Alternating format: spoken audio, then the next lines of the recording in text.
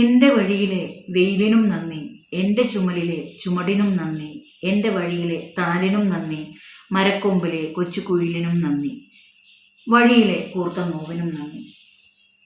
പ്രകൃതിയെ സ്നേഹിച്ച സുഗതകുമാരി ടീച്ചറുടെ മനോഹരമായ വരികളാണിത്. നന്ദി എന്ന വാക്കിൻ്റെ പ്രാധാന്യത്തെക്കുറിച്ച് സുഗതകുമാരി ടീച്ചർ തീർച്ചയായിട്ടും നമ്മളെ പഠിപ്പിച്ചു തന്നെയാണ് പോയത്. നന്ദി എന്ന വാക്കിന് വളരെ ശക്തമായ ശക്തിയാണുള്ളത്. ഈ ഭൂമിയിൽ പിറവിയെടുത്തതിനും നന്ദി, പ്രകൃതി തന്ന എല്ലാത്തിനും നന്ദി. ഈ ഒരു മനസ്ഥിതിയുമായി നമ്മൾ ജീവിതം മുന്നോട്ട് കൊണ്ടുപോവുകയാണെങ്കിൽ ജീവിതം കൂടുതൽ കൂടുതൽ മനോഹരമാവുന്നത് നമുക്ക് തന്നെ മനസ്സിലാക്കാൻ പറ്റും. മനോഹരമായ ഈ ഭൂമിയിൽ കൊടുത്തു പോകാൻ ഇത്ര നല്ല വാക്കുകളല്ലാതെ നമുക്ക് എന്താണ് ഉള്ളത്?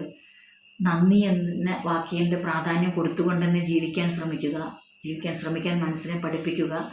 ജീവിതം സുന്ദരമാവട്ടെ.